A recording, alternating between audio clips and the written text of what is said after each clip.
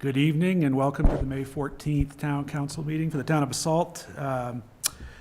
We're starting off tonight with a work session on the updated South Side traffic study, but before we do that, I just want to make sure everybody has the info on how to access remotely. So access to the Basalt Town Council meetings can be found at www.basalt.net under the Agendas and Minutes tab. You just click on the May 14th meeting packet, you open it up, and you'll see the meeting access instructions on there to join the Zoom webinar. So like I said, we have the work session here on the Southside traffic study. So James, I think you're up. Yeah, thank you. Let me share my screen. I'm James Lint. I'm the Assistant Planning Director for the town, for the new council members that I haven't had a chance to meet yet. And we have Nancy Nickel with us from Sopers Engineering. And we also have Curtis Rowe on the Zoom from Kinley Horn, Transportation Engineers. This is a work session on an updated traffic study for Southside Basalt that was conducted by Sopers Engineering and Kinley Horn on behalf of various property owners in Southside Basalt. The background on this is that in 2016-2017, there was a traffic study for all of Southside that was conducted by SPN to determine how much development could occur in Southside Basalt and still be able to maintain an acceptable level of service at the Basalt Avenue Highway 82 intersection. And you can see it here on the screen. The 2016-2017 study also looked at improvements that could be made from a transportation standpoint to accommodate build-out scenario that's outlined in the 2017 study. It's also shown on page 2 of your staff memo that's in your packet.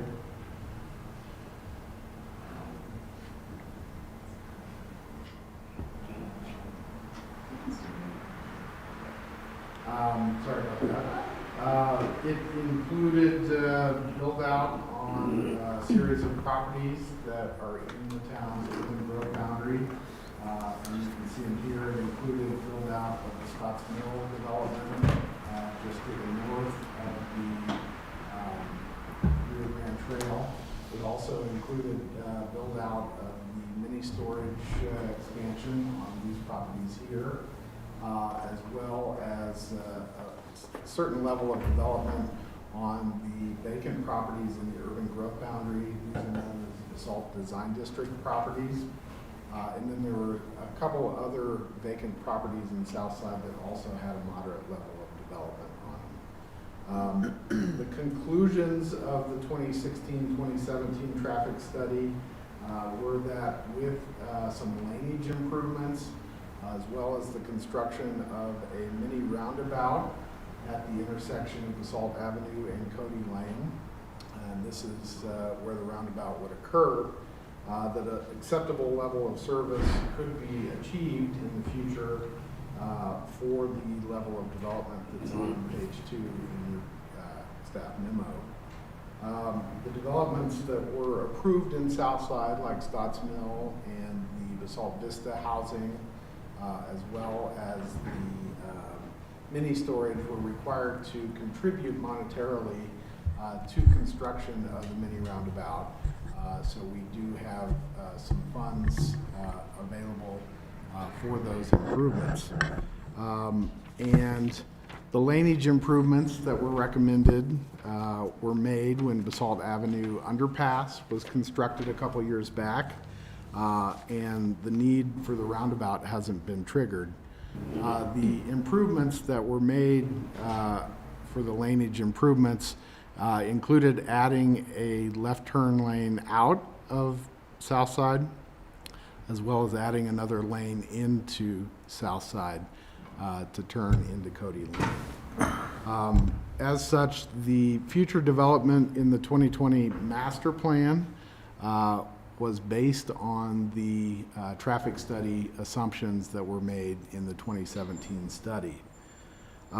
Related to the updated traffic study, As I noted, Sopris Engineering was hired by various property owners in Southside to see if there could be some improvements made and identified to up the density potential as well as the capacity at the Basalt Avenue Highway 82 intersection.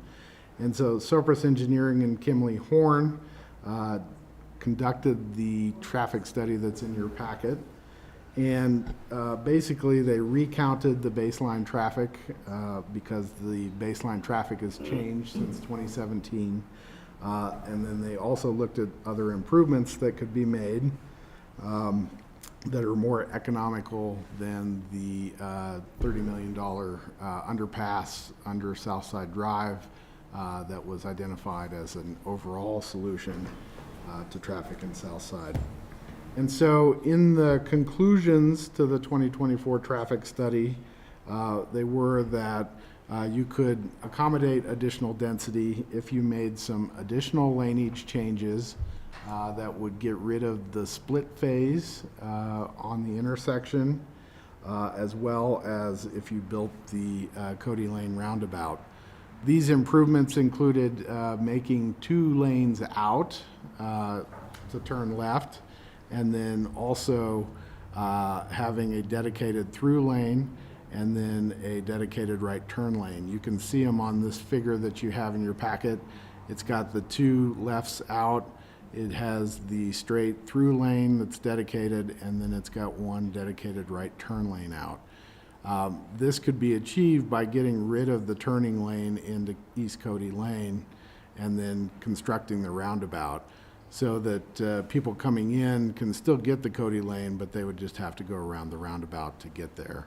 And so this eliminates the need for the split phase at the intersection, which means that both the northbound and the southbound traffic could turn onto Highway 82 at the same time.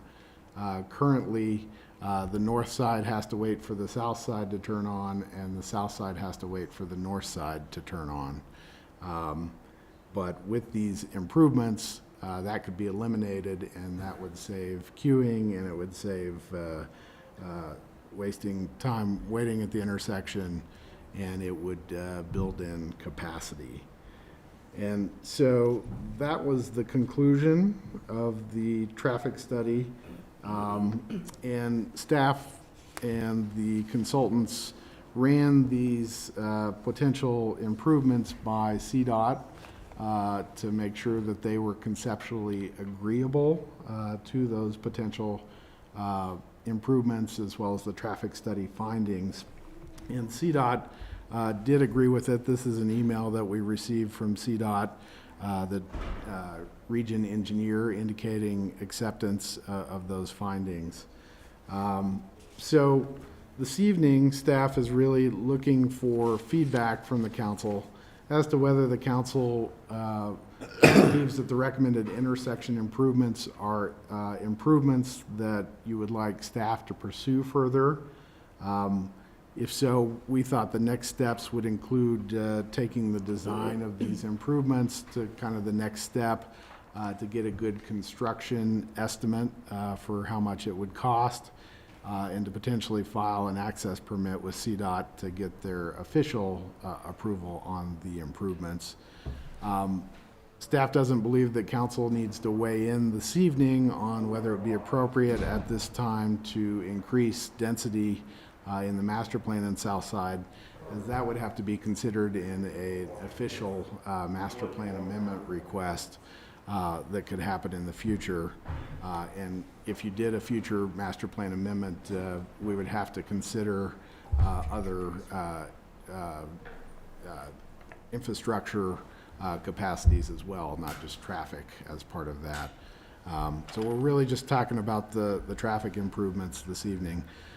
Staff and the Planning and Zoning Commission reviewed the proposed improvements and felt that the recommended improvements in the traffic study to get rid of the split phase would have a positive impact on the traffic flow in Southside, regardless of whether it was ultimately decided that it had merits to increase the prescribed density or whether, it stuck to the 2020 master plan.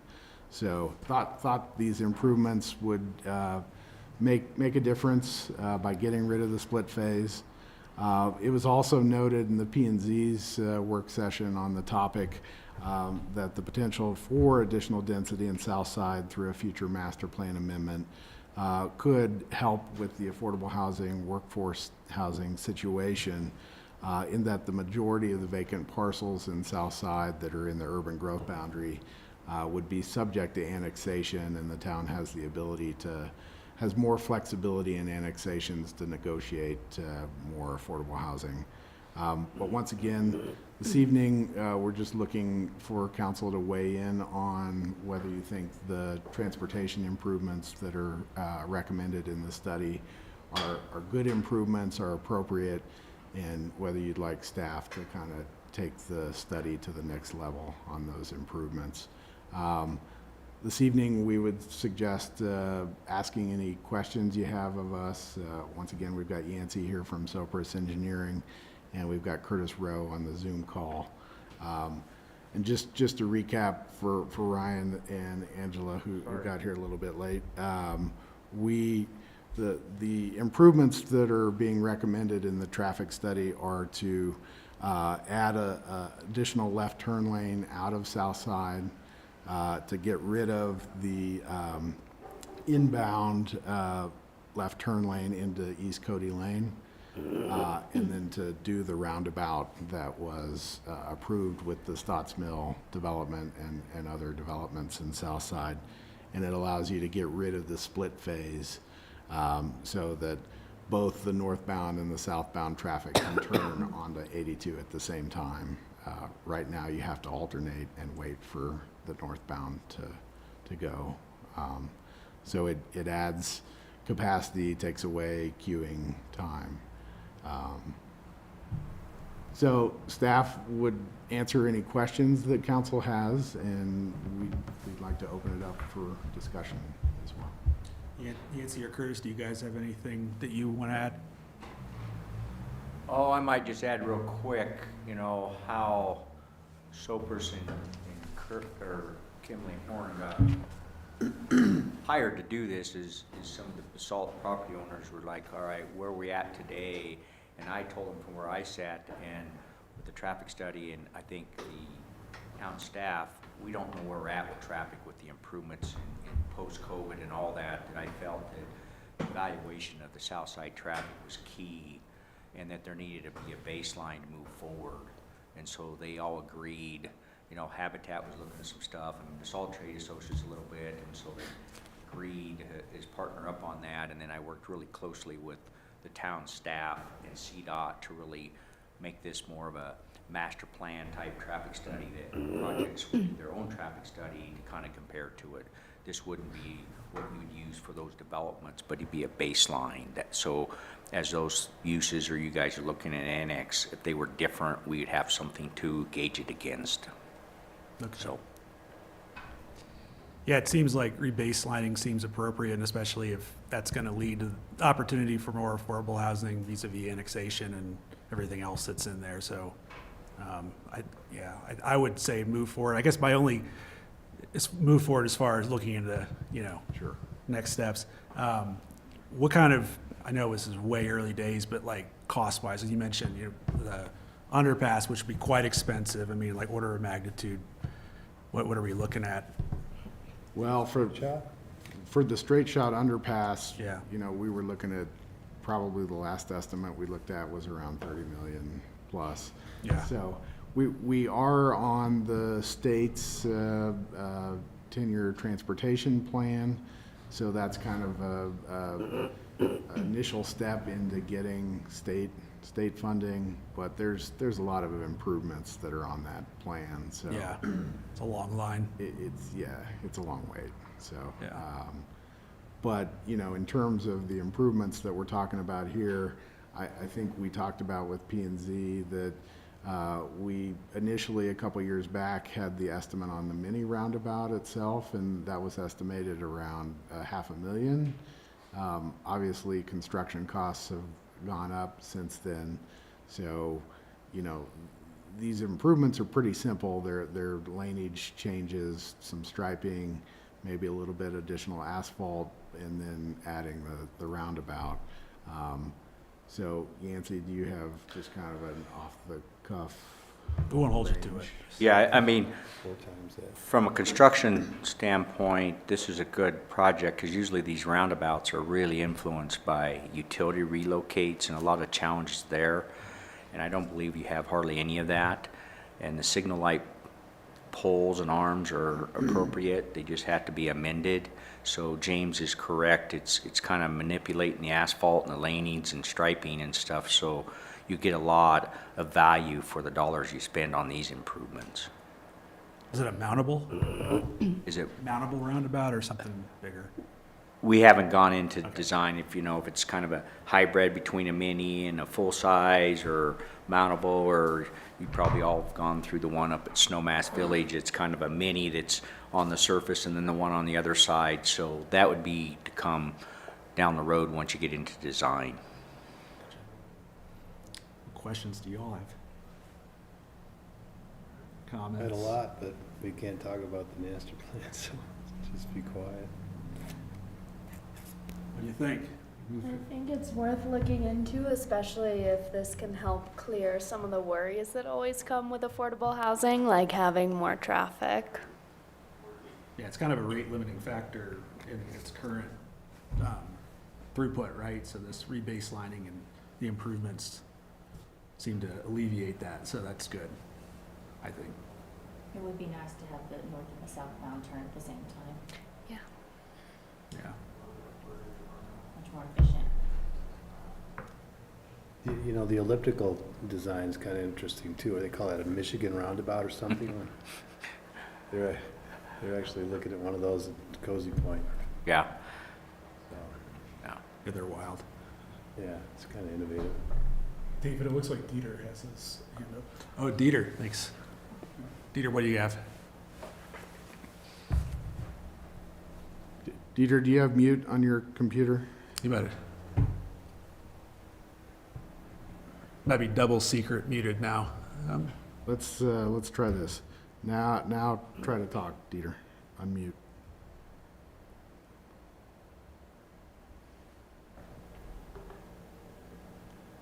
Dieter. Let me try to promote you to panelist again here. Let's try this.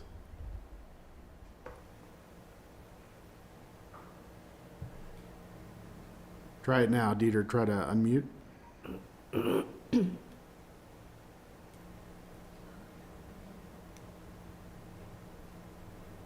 I'll give it a shot now, Dieter. Okay. For some reason, your volume's not coming through, but do you want to put it in the chat?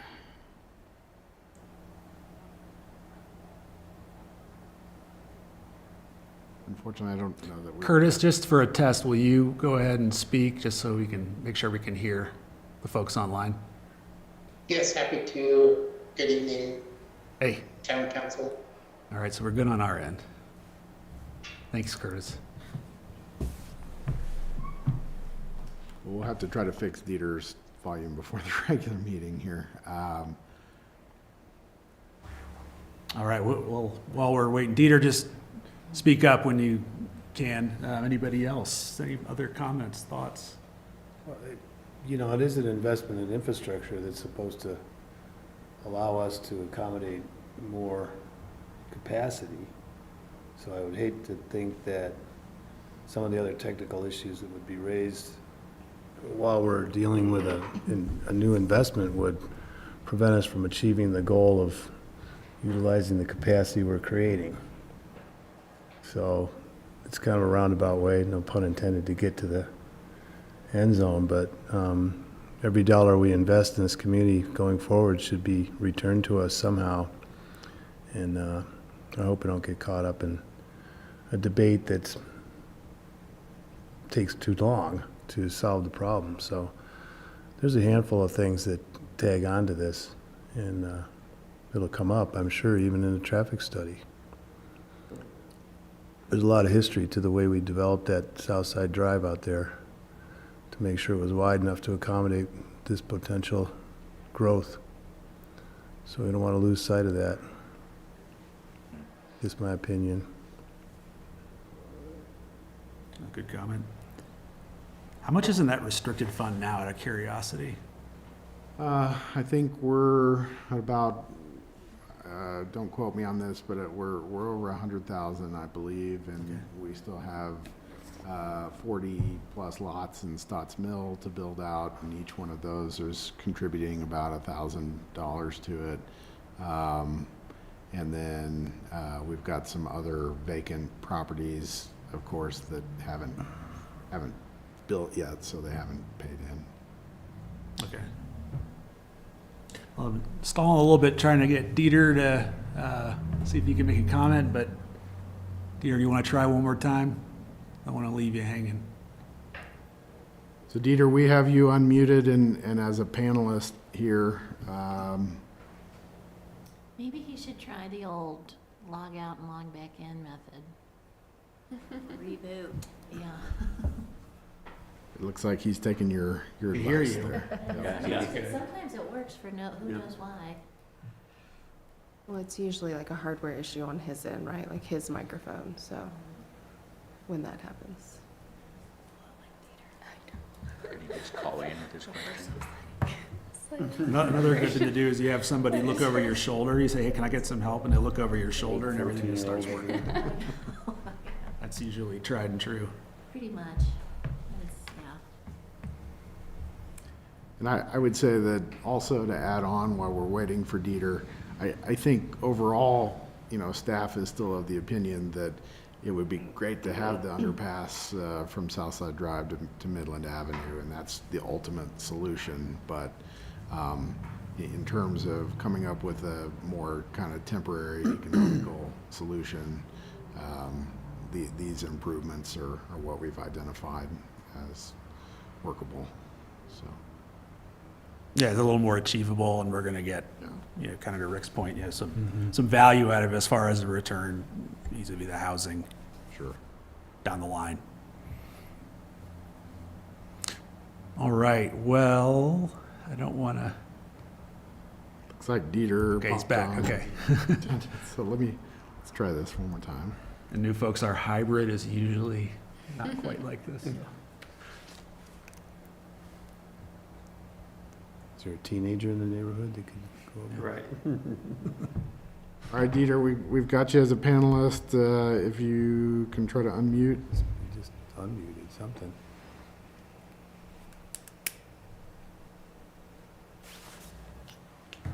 Welp. Unfortunately, we still can't hear you. The other option is I could call him. Yeah, you want. Sure. Dieter, Ryan's going to call you to do it that way.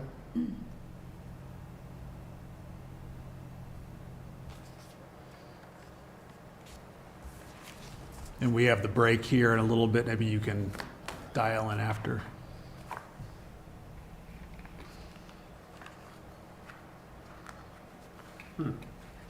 All right, well, let me put you on speaker and then you can just ask the question, and maybe if you don't mind muting your computer, because I can hear some feedback on that. Okay. Okay, here. All right. We're ready for your question. All right. So the questions was going to ask is the teardrop is interesting, but it looks to me like it makes it fairly difficult to turn left there, coming right off of Highway 82. That you would have to go down and back. So I wonder what the reasoning is. It seems like there is a fair amount of traffic that heads that way, especially with the park and ride there. When you do a roundabout there, it's an additional lane.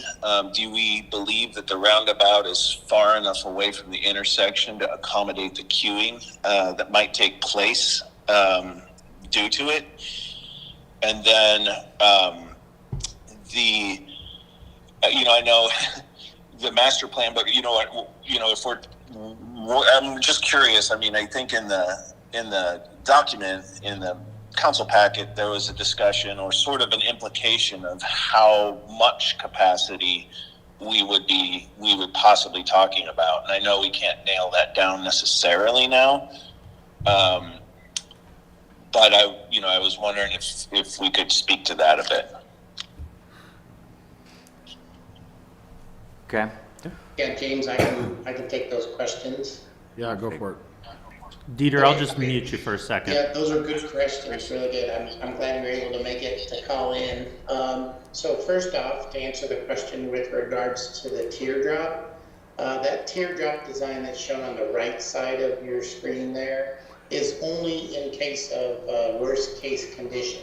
CDOT asked the question, what if we have queuing that backs up into the roundabout and then therefore causes traffic to back up to State Highway 82?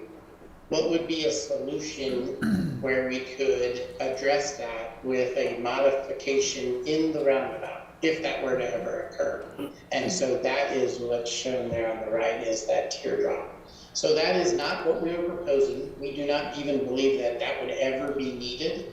The queue that we found, with even full development of potential other projects, the queuing northbound fits between State Highway 82 and the roundabout. So we don't anticipate ever that there would be a need for that modification to a teardrop. One of the other elements relative to the teardrop proposal would be developing a street network connection that connects Cody Lane through the Myers and Company property, for example, since there's a way through in there. Obviously, otherwise, as you noted, that Cody Lane becomes cut off, and that's really the only one way in and out of that area. But again, we do not anticipate that will ever need to be incorporated, or that will never happen. With regards to the operations, this improvement by removing the split phase actually cuts the average delay, so how much time we waste at that signalized intersection. Today, it's over a minute. It's like 1:20 seconds. With this improvement to remove that split phase and have the roundabout as shown on the left side of the screen, that cuts it down to about 30 seconds. So that is a very significant improvement. It maintains the timing for the highway. The highway keeps the same amount of mean time for State Highway 82, but we get the benefit then north-south because all of those movements can occur simultaneously.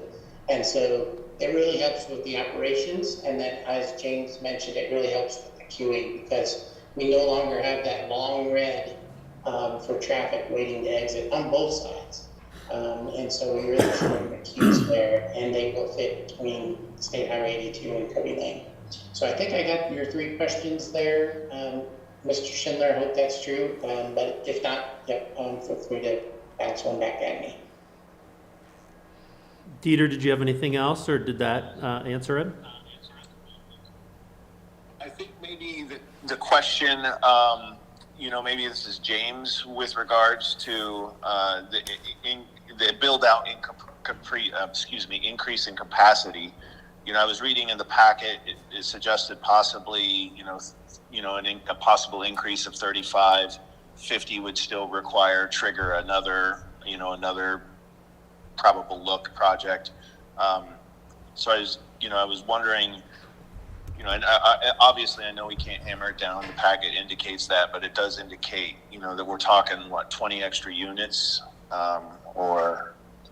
Well, actually, Dieter, the density that was modeled in the 2024 traffic study is considerably more actually than the existing.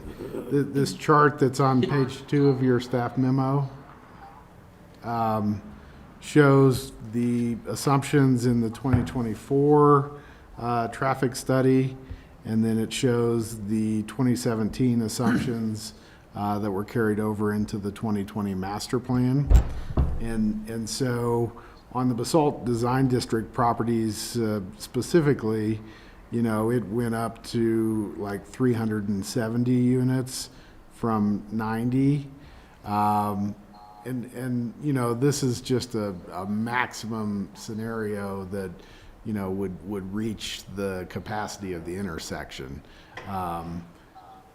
Obviously, with a future master plan amendment, you would not need to go up to the maximum. It would be a conversation of, you know, what feels right and what is right from other infrastructure, capacity, you know, water, sewer, everything else that comes into play, childcare, school.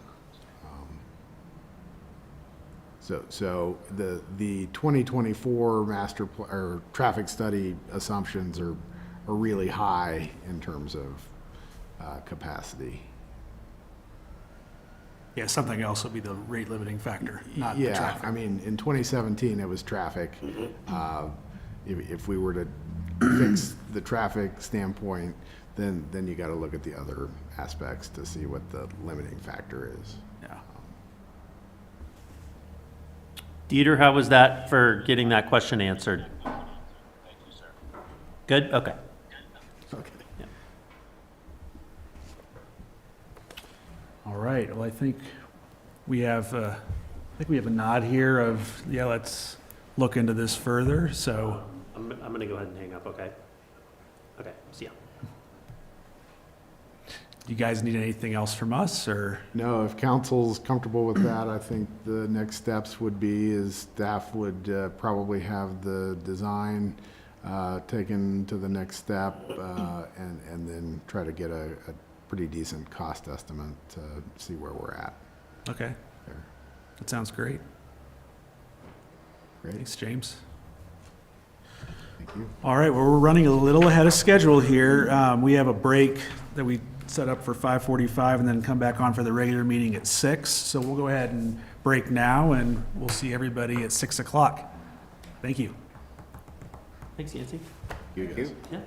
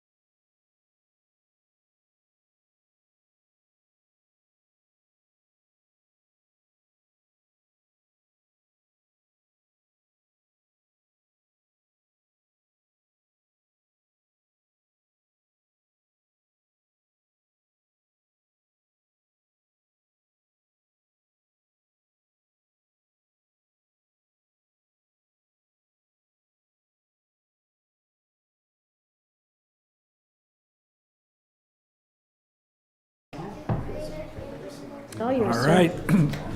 Good evening. We're reconvening here for our regular meeting. We had a work session earlier on the updated Southside traffic study. So I will go ahead and call the meeting to order.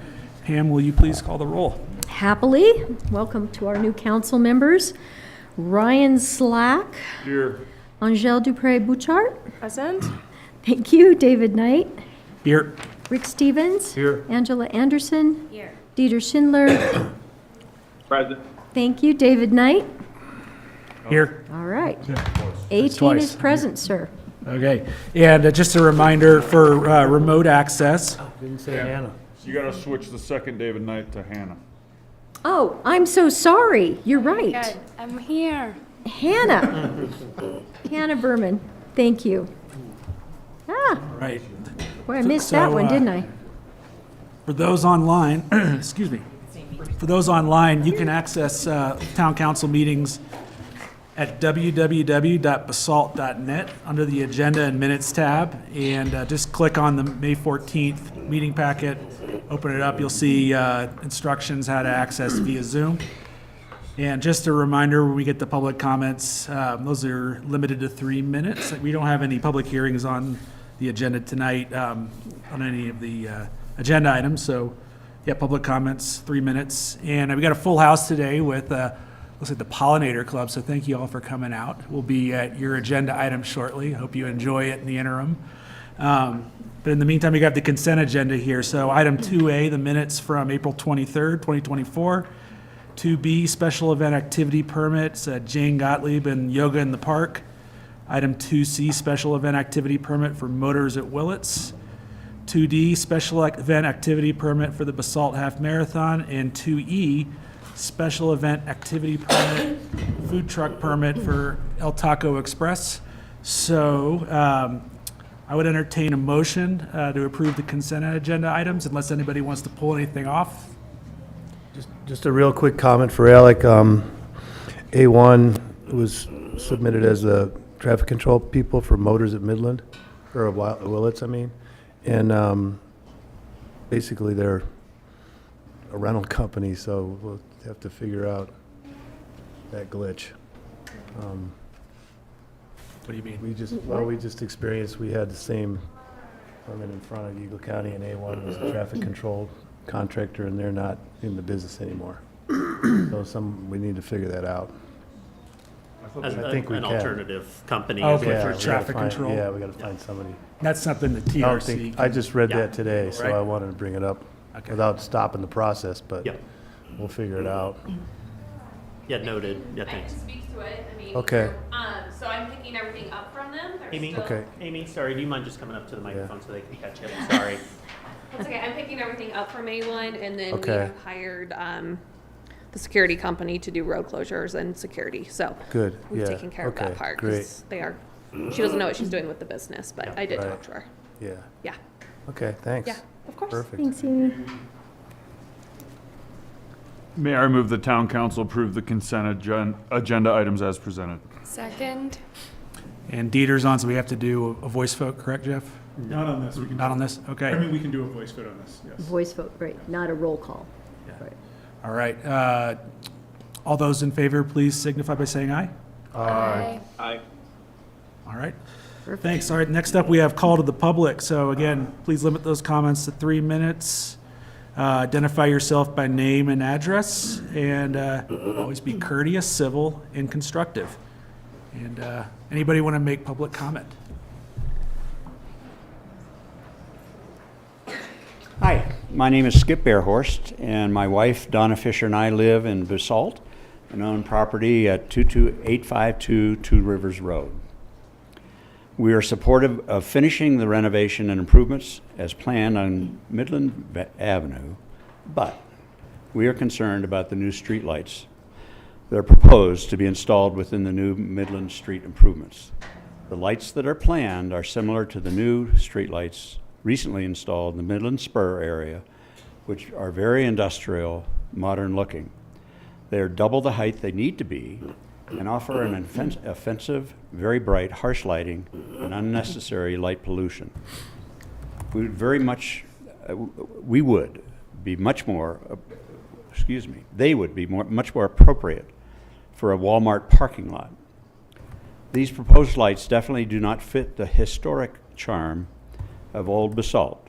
The existing style street lighting along Midland Avenue or some similar type of older style lighting would be much more appropriate for our newly renovated Midland Avenue streetscape. We respectively request the mayor, city council to revisit the proposed street lights and seriously consider a more appropriate historic type lighting and scale to fit the existing charm of Old Basalt.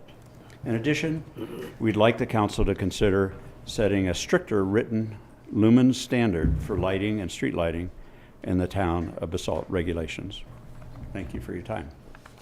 And can I give this to somebody here? Pam, thank you for the comments. Mr. Mayor? Yes. If I might just respond to that briefly, that Please. the lighting that'll take place on Midland proper, the lights are different than what's been installed here on the Midland Spur, and they will reflect sort of a more historic nature, and they have planters on them and such. So they are quite different than what's out here. I didn't know that. Thank you. Yeah. That's good to know. Thanks, Yeah, Ryan. yeah. I think you'll like I what's proposed. misunderstood. Yeah. That's great. Thank you. Still appreciate your comments. Thank you.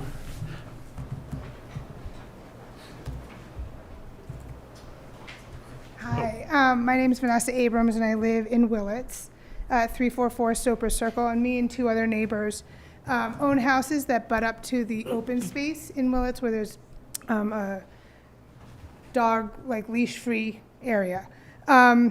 We have a lot of willows that used to be there that provided a lot of privacy, natural fencing, stopped some of those dogs from entering our yards, and I provided pictures from before. It was like a little oasis of a backyard, and they cut them down last year. They cut them down last week without notifying us. They did not clean up the cuttings, and we have no privacy. They've left dead shrubs. We have dogs now coming into our yard, pooping in our yards. We have other neighbors who have hot tubs there, dogs coming onto their porches, and this is now our yard.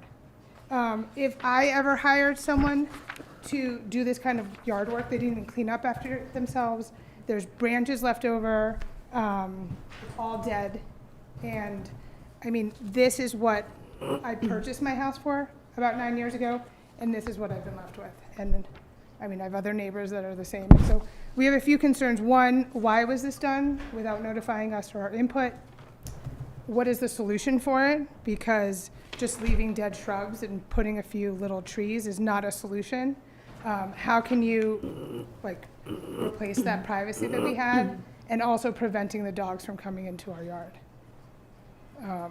There's a lot of factors. So one, lack of communication. We received a notice or an email after the fact that they did this, and they told us last year that they would do this every 2 or 3 years. So I think that's, and I'll give you I can pictures too. probably speak to that just a little bit, that to the extent branches and such haven't been cleaned up, we can look into that. I mean, typically our crew, when we're hiring people, are cleaning up, very well afterwards, so there might be a reason to leave them there temporarily, or we can get some feedback there. With regard to the willows, they were cut down. They were sort of volunteer coyote willows that we had cut down last year in an effort to try to reestablish some new plantings with trees and such in that area. And so I think 35 trees or so were planted. And so that trying to keep those willows at bay, because there were some other issues that were happening there with wildlife and such that we were responding to. So I think moving forward, the willows are going to be kind of kept at a lower level, and typically it is every 2 to 3 years that we would go in and cut them back. But as far as using that as a privacy fence or something along those lines, they probably would stay, more or less in the condition that they are now, with some growth, not. I mean, there's no growth. And when we all purchased our house 9 years ago, I think 12, 16 years ago. We were told that that was wetlands, those couldn't be touched, it was protected wetlands, and they didn't clean up after themselves last year. I mean, the amount of like, it looks like someone just came through. They came through with a machine and left complete destruction. It's dead. And I mean, it's a natural like plant, and you're going in and replacing it, and there's no wild grass there. It's just to say that they were getting out of control. I mean, my backyard was an oasis. I had little children in swimsuits playing back there, and now I did not sit back there all summer last year. We have other people that can't sit in their hot tub because we're in a fishbowl. And I have another picture of a woman walking her dog up to my house, basically, and having her dog poop. And, I mean, to leave a yard like that is ridiculous. So if there's another solution, putting aspen trees, thicker bushes, some shrubs there to provide that privacy again, but to leave that the way it is not fair to any of us. And there's 2 other houses that aren't here that are as upset. I mean, so there has to be a better solution than what. I think what we can do is have Chris Beiser from our Public Works Department reach out to you. So if you wanted to just leave me your phone number. I'm meeting with him on Thursday. Oh, you are? Great. But Okay. again, I don't think the willows were, I don't know about you, like. Well, can I make a comment? Sure. Yeah, coming up. I brought a picture. It's not the greatest, but my name is Jay Case, and I'm at 342 Soper Circle. I bought my lot in 2006 from Lipkin when he was doing the original development there. And at the time, I was told that that was a wetland space that could not be disrupted. It stayed like that until last year. And then last year, it just got cut down. Now, I talked to somebody in the city after they cut it down, and it's been a while, and I don't remember who it was, and they said they were gonna plant some trees, which they did. And that's nice, but that's, 15 years before those trees are gonna provide any kind of a shield. Those trees are, I don't know, maybe 5, 6 feet high. But it was also told it was gonna grow back. So it started to grow back a little bit, and then, I guess the other day, it got all chopped down again. And so, it was nice to have that. Like, somebody may have commented, maybe it was you, that there were some animals or something in there, but I'm telling you, I was there for, 15, 16 years. I never saw anything except for birds in those. And so, to me, it's not just about cleaning it up, which needs to be done anyway, because it looks like just a trash heap back there. But it's reestablishing that wetland, and it is a low space that channels water. And you can see it, it's a ditch. So it needs a more permanent solution than hacking the weeds down every year. And I'm not sure, the rules, because, like I said, the whole thing, the entire length of that, from the street, to the east, all the way to where the street ends, it was a wetland. And then suddenly it just got all chopped down. Yeah, and you are allowed to deal with the willows in the wetland. So that was, it's right that it has to remain a wetland, but you can cut back the willows just to kind of keep them in control. And I think I think your best bet is if we can get Chris Beiser to talk to you guys and get a little more information versus debating the merits of it here. I think that I'm sure we can come up with some. No, that's fair enough. I just wanted the whole council to hear Sure. that, we're concerned, and it's a change of living condition. It's not just, they cut down some bushes and left some dead branches. That would be easy. Come and pick up the branches. But that was a really nice space to have, and it had birds in it, and it was really nice. Lots of hummingbirds, lots of small goldfinch and so forth. Now that's all gone. I appreciate I would you like all. to say I agree. I live on that street, and it just looks like it was demolished. And I feel like there was not any communication. I think that there's been a lot of communication about what's kind of going on in Old Town with any tree trimmings or plantings. And I too agree that it was very upsetting to find this area that's beautiful to be demolished with no explanation. And I don't find it acceptable to say, well, there are animals living in there. Well, we're in Colorado. And, you know, I back up to wetlands and I see animals all the time. And I don't see an issue with it. And it seems that the town has gone and really damaged these people's backyards. I would say, I know that Chris was in touch with the HOA pretty extensively. And so I think, you know, that communication had happened, whether it happened individually to the households there. I'm not so sure about that, but it wouldn't be just the animals. I think it's also just management of that riparian, the wetland area. That if you don't keep those willows under control, then they will just take over the entire space. So what may look like a pretty severe cutting now, I think that can you know, have what grows back be kept in better check over time. And so, but what assurance do they have that it's not going to get cut down again year after year after year? Well, we'll have to talk to Chris about My husband's on the HOA, and I mean, I came home with it because I was like, oh, wait, we're gonna have privacy. We don't have any privacy. He said the last time that he heard from you guys about that was a year ago. And then a year ago, you said it would be 2 to 3 years until they were cut again. And to come home without communication, I called Chris, and then he sent an email out an hour or two after I spoke to him. You're talking about the recent cutting. This recent cutting. Yeah. So, but I don't know like, about that, yeah. it seems like it's a lot of excuses. Like, oh, there were animals. We all live there. There, like Jay said, there were beautiful birds. Maybe we had some deer, but again, we live in Colorado. Like, there was nothing bedding in there. Maybe it was a little, like the footprint got larger. You could have trimmed down the footprint, but to hack them at the root or like, and not even, I mean, if you're gonna do that, just rip it all out and put some native grass in. But to leave it like that is really not fair to us. And it's like, to make excuses seems like it's, oh, we're just coming here to complain. But yeah, our well-being, like, we cannot live there. I cannot eat dinner. My kids can't play in their swimsuits because we've got people walking right by. Like, do I want my little children in swimsuits? No. So I think it just needs to be taken a little bit more seriously than like, oh, there were some animals. We're going to take it, I will say, hopefully you heard me say that there was also, besides, you know, some animal issues, that there was also an issue of being able to manage that wetland over time so that it doesn't take over, you know, more and more area.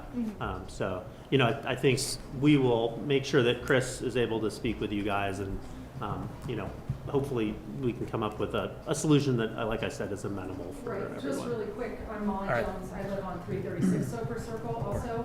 And I believe the communication we got was that it was going to be cut back, not completely destroyed. And it would have been, I think, perhaps better if they had tried to recreate the footprint from, I've lived there for like 15 years, from like, say, 10 years ago. And I mean, it would like get closer and butt up against my property, and I would have my landscaper cut it back so that it wasn't coming into my yard. But it seems like they could have just maintained the perimeter as opposed to have destroyed the whole thing. And, you know, without really taking into account everybody that lives on that side of the street, how much it was going to change our like living environment. Yeah. It was, you know, kind of seems like it didn't matter what any of the homeowners think or wanted. So it seems like one thing was communicated and then a completely different thing happened. So, I mean, and I've lived there for long enough. There was no animals living there. I mean, like my neighbor said, beautiful songbirds, hummingbirds, stuff like that. I'm not seeing like coyotes and mountain lions in my backyard, and I've lived there for a long time. So anyway, thank you for listening. Thank you for your comments.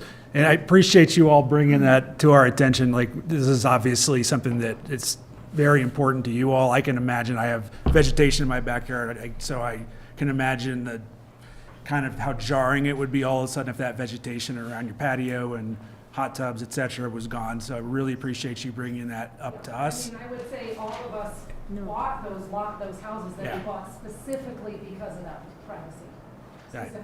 Understood. So let's see what we can do to manage the expectations, look into the communications, and what we can do to manage it going forward so that aesthetic quality, we can try to get back to that point. So, appreciate it, Ryan. Thank you. Thank you for speaking up. Any other public comments? Anybody online? All right. Let's move on to mayor and council comments. What do you guys have? I just want to shout out EPA and the Aspen Lacrosse Club for putting on an amazing tournament last weekend. I know Rick's a part of it, and it's really cool to see communities all over Colorado coming to Basalt and seeing what we have to offer. And it's just a really well executed event. So kudos to everyone on that team for putting it on, Thank you. executing it. We had all different types of weather, and I know both my kids had a great time. So Thanks. I was actually going to weigh in on that as well. We had about 84 teams, wiped out City Market, I guess, pretty good. But really, I wanted to shout out to Eagle County staff, and particularly Troy Hangen, who's the senior planner over there that managed all the permitting processes, which started last January. So we now have a 3-year mass gathering permit that'll have to be refreshed every year going forward. But it now is a well-established tournament, and I go to those things all over the state of Colorado. And there's no question that Crown Mountain is really the pearl of all the venues we play at. So we need to really get behind that park and support it. And they've got some good future visioning plans going on. And also, you know, along with Troy, there was the fire department, Roaring Fork Fire Department, Sheriff's Department. The whole government agency part of this came together to get a permit to us and get us off the ground for the next 3 years. So, and thank you, Ryan, because it's unbelievable. Just the trash is like a lot. So it worked good. I think we had one complaint, which is That's great. maybe they haven't surfaced yet. No broken windows that I know of. Thank you. Any other comments from council? I just had a couple things. I saw in the status report from Friday about the Cottonwood speed sign, the flashing crosswalk, and those are going to be awesome upgrades to the street. So I just wanted to call attention to those and thank you all for doing that. At a RAFTA meeting, I guess it was last week, and the Covenant Enforcement Commission is an interesting organization within RAFTA, or commission within RAFTA, that manages conservation areas and encroachment into those and encroachment of the right of way.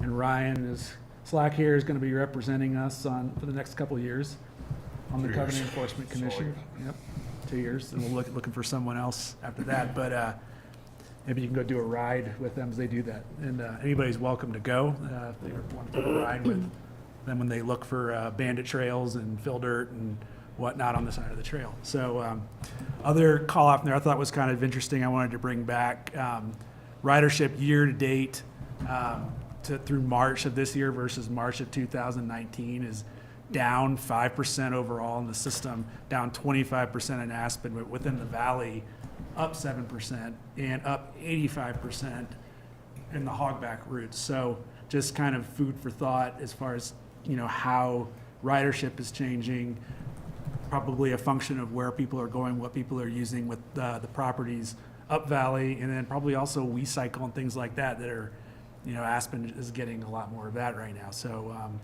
but overall, you know, up 7% in the valley, obviously we're still using it and people are still riding a lot from the hogback. Yeah, just wanted to share that all with you guys.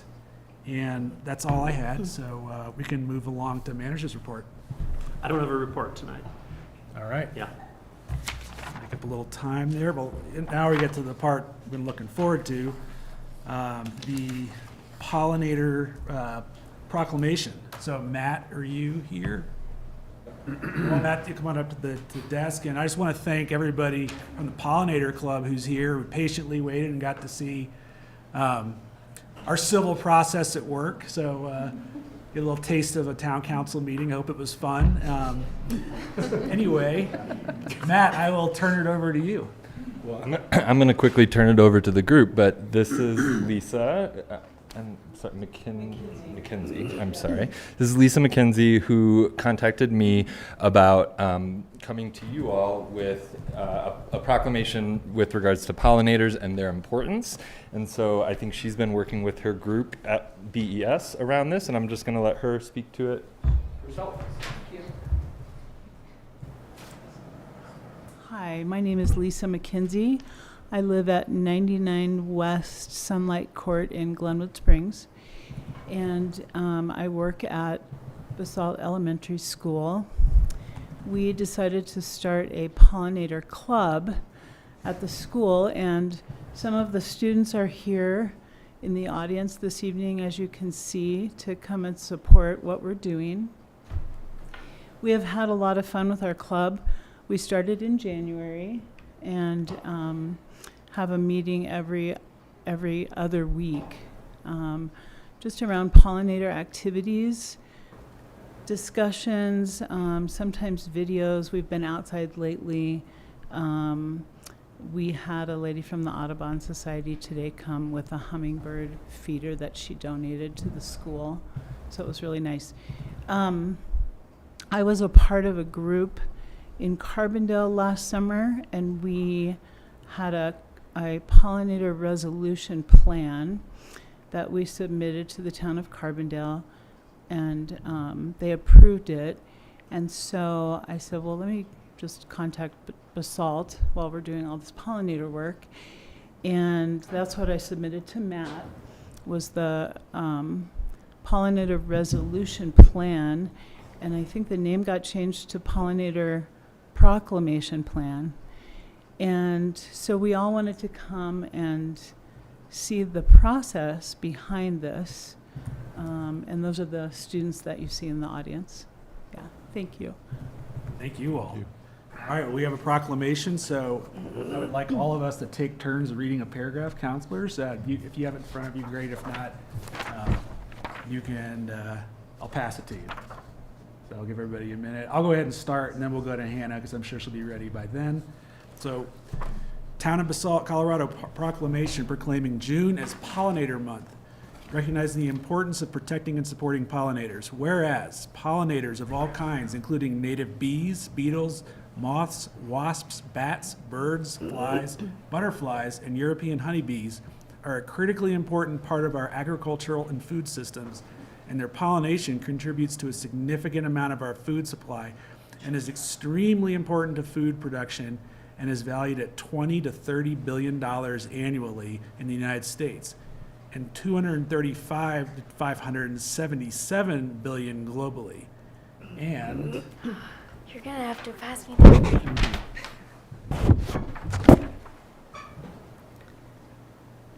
Second paragraph, whereas many of the trees and plants that beautify our landscapes and form key elements of our ecosystems rely on pollinators to propagate and to contribute to their ecosystem services, such as provisioning food, regulating pollination, cultural recreation, and supporting services, photosynthesis. The natural world provides so many species that ecosystems themselves couldn't be sustained without the consistency of these underlying natural processes, and whereas decline in the populations of pollinators, including commercial European honeybees, native bees, butterflies, and birds, as well as invertebrates in soil and water systems, is a serious concern, and natural stressors such as parasites, pathogens, bacterial, viral, and fungal diseases, poor nutrition, and excessive application of chemical pesticides can endanger pollinators. And whereas the loss of habitat and food supply for pollinators through the use of pesticides development, resulting in habitat loss and other negative environmental impacts, are contributing to the decline in U.S. cities and counties, have taken steps to raise awareness of the issues and review their policies and practices, and the improper use of pesticides, changes in land use, and continued land development all contribute to the loss of habitat and food supply for pollinators. And whereas a large and growing body of independent peer-reviewed scientific studies indicate that the most widely used classes of insecticides may adversely impact beneficial soil invertebrates and avian, aquatic organisms contaminate water resources and soils and translocate through all parts of plants, including the pollen and nectar that is gathered by pollinators. And Whereas, in addition, residential, agricultural, and commercial use of chemical pesticides on crops, home gardens, public parks, public grounds, and other local and municipal areas poses risks to people, pets, pollinators, and aquatic invertebrates, and their introduction into the environment is often unintentional and/or inadvertent, since labeling is not required for some treated materials. And Whereas from this day forward, whoops, wrong one. Whereas we, the youth of our community, and the young lady over there wearing the swarm sweatshirt stands out, as the future leaders and visionaries of our town, implore town leadership to exercise ecological foresight to preserve inhabitable lands with clean air and water for people, insects, animals, and all plant life. Change this to Basalt for the coming generations. And whereas from this day forward, let it be known that the community of Basalt is committed to the health and well-being of the land and all of its occupants, including people, pets, plants, and pollinators. And now therefore, I, David Knight, Mayor of the Town of Basalt, Colorado, and for the Basalt Town Council, do hereby proclaim the month of June as Pollinator Month and thank the people and the Pollinators Action Network for all their work to elevate awareness and action around pollinator issues. Thank you, guys.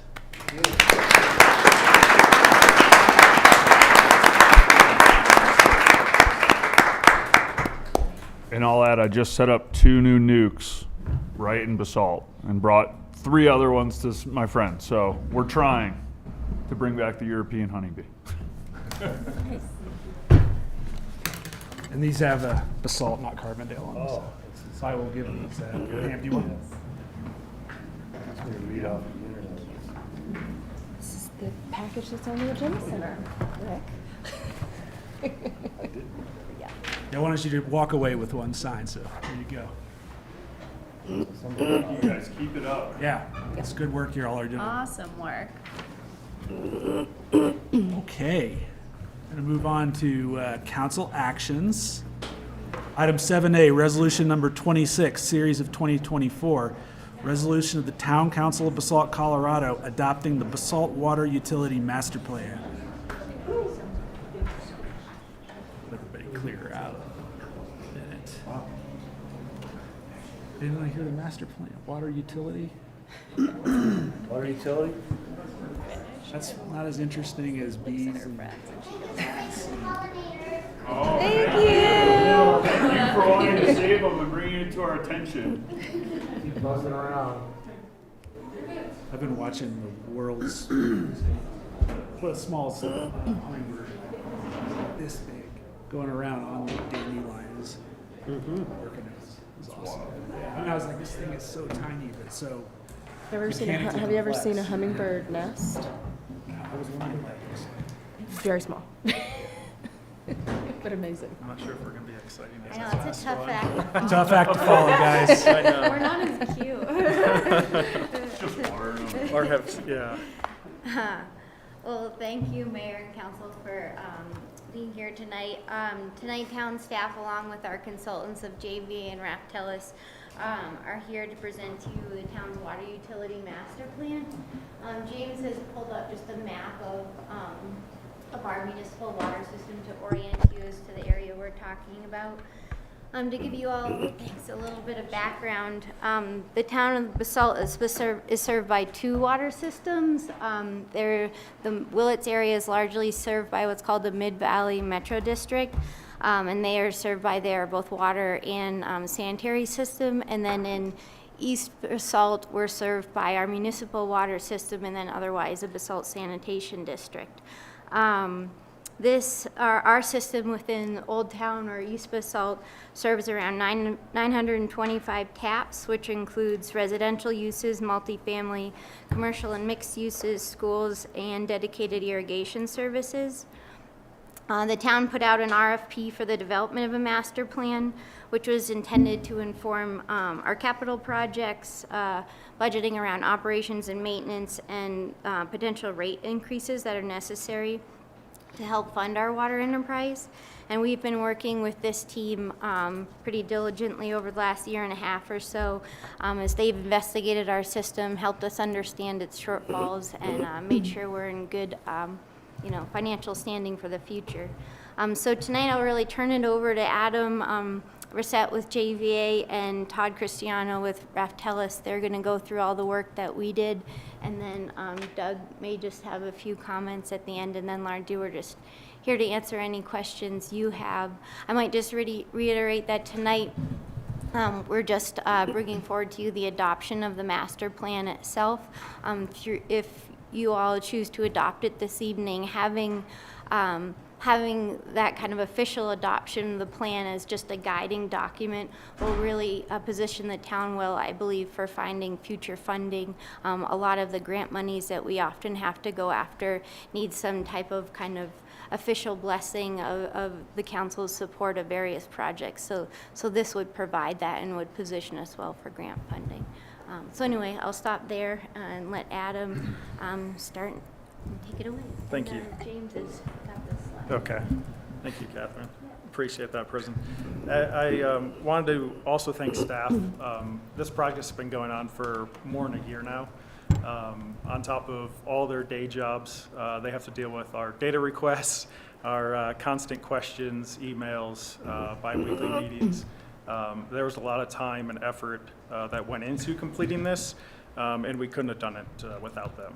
Some of them are here today, some are not, but I just wanted to recognize them before we start. We can go to the next slide. So this is an overview of what we're going to be presenting today. We're going to talk about the purpose of the master plan. We're going to do a quick review of the system and kind of what we found when we went through and analyzed it. We'll talk about the water model that was updated as part of this. It's actually a really good thing that was done that helps us go through all the different growth scenarios. We'll follow up with the capital improvements, which are kind of the heart of what we put together and was used by Raftellus to basically come up with their water rate analysis and tap fee review. After that, we'll have some questions, and that will complete JVA's portion. And then Todd will present his rate and tap fee review. Again, there'll be some questions, and then we can have a general discussion if council chooses. Go to the next slide. So there's a number of reasons to do these projects. The most important thing is it's a planning document that can be used for budgeting every year. It helps with water system improvements and discussions with developers. It's a living document. It should be updated and reviewed at least every 10 years. Sometimes it can be done before that if there's regulation changes. That can be EPA related, state related, or even something municipally related. There are assumptions made in these reports that sometimes do have to be revisited, and that's another reason that something could be updated prior to 10 years. We assess the existing water infrastructure. That includes the treatment, storage, transmission, and the distribution. Treatment includes your water treatment plant. It also includes your wells. There's 3 wells in town that provide water. Your storage is all your tanks. There's a handful kind of scattered throughout town, north side, one kind of northeast, and then on the south side by the high school, which you've probably all seen before. And then your transmission and distribution lines are basically what brings water to all your customers. We examined the water demands and finished water production just to make sure everything was okay there. And then we looked at future development scenarios. So we looked at the 2020 development master plan that was done and also worked with planning to evaluate what that future growth might look like and how that would affect your water system. Overall, your system appears healthy. There are just portions that are nearing the end of its service life. It's very normal. It's things just have to be replaced on a yearly basis, and there's different design lives for all different buildings and equipment, things like that. So those things were taken into account as part of this review. Another big portion was just the water model that we updated. That's what we used to verify the existing and future growth scenarios. We'll get into that a little later. And then kind of the heart of this, as we spoke about, is determining the capital projects that are necessary to maintain and operate your system. Last thing we want is interruptions to occur to customers and getting phone calls. To a lesser degree, this was a compilation too for future employees. We pretty much took everything that we used for this master plan and put it into the appendix of this report. As you saw, it's I think over 2,000 pages, so there's a lot there. But because all the time that staff put into this, we thought it was important to put it all in one spot so nobody had to go look for it again. We can go to the next slide. As Catherine said, your water system boundary is different than your town limits. You only provide water to a portion of the town, and on the next slide, there is a representation of what that looks like from the water model that we can look at. But you do not provide water to Willits. You generally provide water to Southside, which is where the high school is, downtown, and then kind of north up Basalt Mountain. Overall, the system is in good condition. Staff has done a really good job. We do a lot of these reviews for municipalities. I would commend them on the job they've done. They've also, been completing projects like Midland Avenue that you're doing right now, Swinging Bridge. The water storage tanks were just inspected and coated, which is extending their life. And then the water treatment plant had the membranes and controls recently updated. Those are all, important and costly items, but they're necessary to do. I think one of the things we really want to touch on is that during this review and during our water model analysis, none of the capital improvements on the list are required for future growth. And that's important because development should pay its way. So if somebody comes in and wants to, add 200 EQRs to your system, if that required additional storage or increased mains, whatever it may be, development typically pays for those things. In the case of the CIP list that we put together, these items are strictly there just for operation and maintenance of your existing system. We can go to the next slide. So on the right-hand side there that is a picture of the water model. It's an actual program. It's kind of like AutoCAD, if anybody knows what that is. But we took the old model and updated it with your most up-to-date GIS information. We also had interviews with town staff. So we took kind of your old, outdated model and made it more modern. You can run extended state models with it, which means all the controls are in there for your tank levels, your pumps, your plant. So you can run these extended simulations for fire events, and also that's how you analyze your future growth scenarios. There were 5 different scenarios we looked at, and as we discussed, the future growth does not require any improvements. But as developments that come in, you should go back to the water model and use that as a basis for determining if updates need to occur in the future when they actually come in for permit. Water storage was adequate. There's some long turnover in the south side tank. That's the one over by the high school. That's to be expected. Development is still occurring over there. Stotts Mill was completed. There's still a lot to be built. So we imagine that water quality will improve over the years. But we do have a project over there to help with some of the water quality in that tank, and that's included in the CIP list as well. And then there was a few fire hydrants with lower pressure that we found from our water model analysis. And there are some looping projects in the list that we have proposed to help correct those issues. We can go to the next slide. So the capital improvement projects, we determined these just off the water model results and our review of the system. We went through and numbered them 1 through 5. 1 is of most importance, 5 is least importance. One are items that are more important to the system. There's more severe consequences if one of them was to fail. They also are the items that are closer to the end of their service life. So all the items, need to be done. It's just a matter of, picking those items which are more important and getting them done sooner. So that list was put together and then kind of developed over a 10-year period. is how it was projected. And the improvements generally fall into one of 4 categories. There's examples of them on the slide, but they're end of service life, which we've hit on quite a bit, capacity and performance, security and access, which is a state and federal regulation. So that's improvements to access roads, security fencing, barbed wire, things like that are required to protect your assets. And then redundancy and resiliency. And then this list was taken by Ref Tellis and Todd, who will present after me, and use as the basis for your water rate and tap fee analysis. You can go to the next slide. And with that, I wanted to say thank you and then open it up for any questions or discussion related to what I presented. Thank you all. Yeah, go ahead, Rick. One of the things that jumped off the page, and maybe your associate there's going to talk about it, but it's an 18% water loss at this point, which is kind of high for, I think it's around 10 usually. And that does have a direct impact on revenues. We're not billing some of that. I don't know how much we're not billing or billing.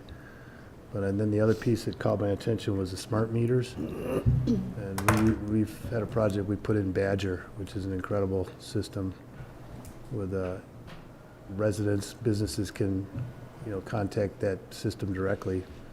And we've reduced our total usage from about 22 million to 15 million gallons a year over the last several years, which is also translated in a cash flow problem. So, because we're not billing it, but it's pretty cool what you guys have got up here. But those are the things that stuck out. It would be kind of top priorities. Yeah. I think you picked some good ones. I think 10% is a good target. There's kind of Town of Basalt bills quarterly. And it makes it a little difficult to compare the quarterly numbers with the daily numbers we get from production. So production's what comes out of the plant, the wells, and then the 18% is the difference between that and what you guys actually bill. So it's what you see out of your meters. So by improving your meters, there's a project that's proposed. It's a smart meter project. And as Rick said, these things, they read instantly. They tell you about water loss. They can tell you if your toilet's running in your house. They can notify you of things like that. But it can improve your water loss, and that's part of the reason is sometimes meters break. You don't know right away, so there's some accounting issues with that too, which leads to that water loss. But also the comparing quarterly to a monthly or a daily, I would say that 18% might come down to say a 15 or a 13, if the billings were aligned on a monthly, I think, aspect. Yeah, we balance it consistently. But do you guys bulk meters and all that stuff too, like you mentioned with the plants? They're on the same system. But the fact is, also with the system, the residents can utilize it. So we've managed to control irrigation and the whole 9 yards. It's really pretty cool. It's above my pay grade at this point, technology, but it does work.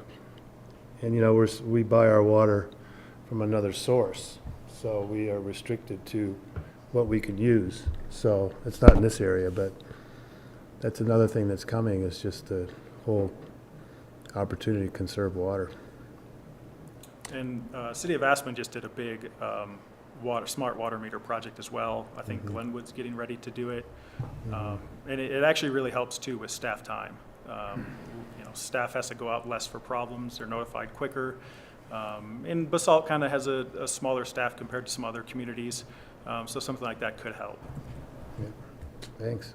It'll be interesting, is the unaccounted for water, it would, as a question at the end of this, but whether the metering amount increases or the unaccounted for decreases, like which way, or some combination of the two, so you get to that, in the report, like 5 to 10%. Like what are some of the other, besides metering, what are some of the other projects that you guys are recommending in the master plan that they could help with the unaccounted for water? I mean, just to give us a little sampling of that. I'm not sure if there's another project in the list that would help with the water accounting. One water accounting is tough for any community, because you could have, somebody could be taking construction water. There could be a tap somewhere around town that doesn't have a meter. It's just really old. There's no meter on it. So sometimes that stuff is hard to find. But I do think, especially if there's breaks, sometimes there's leaks or breaks. It's normal to have small leaks in water mains. And that's why this kind of 10% number is generally what people target, because it's hard to account for all of it. And I think with the older services, I think a lot of that is potentially in the service connections from our mains, which we maintain to the private homes. And I think that there's some potential for us kind of inherently finding some of those leaks through the replacement of the meters. I mean, I think there's a lot of situations where we have some really old infrastructure that in replacing the meter, we might discover that there might be something a little bit more that would be worth investing in to make sure those service connections are clean. I don't know how much, who knows what's out there, but I do think there's a lot of kind of side benefits that we might see just through that meter replacement project. Yeah, as you replace things too, you might notice something else adjacent and kind of spider webbing out. That's right. And I do think you're exactly right, where if we're able to better have a more accurate metering system, that people might start to use a little less water, which will clearly be a benefit, and those who don't will also see some additional revenue through a more accurate system. So I think there'll be a little bit of both there. Any other questions or comments? What's the cost on that meter replacement? I think it's spread over 4 or 5 years, and I want to say 3.8 million. It's a pretty Thank you. expensive, it's the most expensive project on the list without a doubt. It's also one of the projects that I think is most ripe for funding. Like Aspen got $1 million for, it's my understanding, for their meter replacement project. You can kind of couch it in a resiliency framework and around how there's truly a water savings to be realized. It would also be a more accurate way for us to start to better understand how much of our water is used for irrigation versus potable use, and if we were ever to start to make more conservation efforts around our use of irrigation water, it would help all that. So I think there's a way to approach it around conservation and resiliency where we'd be, our belief is that we wouldn't necessarily be expected to front that whole nut. I think there's some federal dollars and definitely some state money out there that we could tap into for that project. So. Those are also future dollars, because it's not going to be something that gets done in 2 months. It's a multi-year project, so things, as you know, as you push things out to 2028, 2029, whatever, however long it takes, it's going to cost more. It's just because of inflation. So the quicker we go about doing it, probably the better off we'll be. But there's I think a fair amount of due diligence we're doing to make sure we're going with the right brand, the right product. Yeah, and we've already started reaching out to some of the local municipalities that have started this process, because I do think, like Doug said, there's a benefit for, given our geographic location, there's a benefit to have like the same system, the same type of meters in this area, so we know if an issue comes up, people know how to deal with it. And I also think, like Doug said, there's some upfront work to be done. I think there's a significant planning effort as to, okay, how are we going to roll this out? Also, do we need to prioritize this part of town versus another? And if it means that, Old Town or the Hill District get prioritized first, that might make sense versus South Side, which in theory is potentially a newer system. So. Yeah, you could definitely phase it. And I can just add a second to Rick. I mean, Rick actually called the house I managed and said, hey, there's a leak somewhere in that house. I found it. Yeah. I couldn't see it, but so it's a really cool program. We balance it once. To be able to see that. Like that. Yeah, we can balance it monthly too against the bulk meters that are in the distribution system, and then picks up 140 meters that are throughout the distribution system, so we can actually see how much water is going to a zone or a neighborhood and compare that to what that usage is. And we have a high to low usage report, And there were 3 residents that over one quarter last summer, we used 300,000 gallons each. Their water bills were hitting about $12,000. The problem was they didn't blink. So it doesn't, the rates are one thing, but the actual impact of these meters was even greater than sending them a high bill, Yeah, very eye-opening. believe it or not. Yeah. Can you double click a little bit onto the grant and the federal and state funding landscape? Because there was quite a bit in there on that, which is going to play a big part in this. The Bureau of Rec has a pot of money called Water Smart, which is seems like the monies that might be most readily available for this type of work. That's the grant that Aspen received. Doug's attended some webinars and I've started digging in a little bit more on it. I think we wanted to get through this process first, have, our intentions kind of codified, and then into the fall, I think our intention is to really start figuring out how we're going to get that done. They have 2 sectors of grants too, where they have some smaller grant monies that might be available for initial planning efforts, and then, the larger chunks that would be available for implementation. So hopefully we could set ourselves up for even a couple rounds of that grant, but we'll see. Gotcha, okay. And I guess I will say, for JVA and Raptelis' efforts, I was successful in just getting a $25,000 grant for this effort through the River District, and that grant is called an accelerator grant, and that specific grant monies that they've identified to help people better access these federal funds. So I'm looking forward to, once we're done, reaching out to the River District to say, like, okay, what have you seen?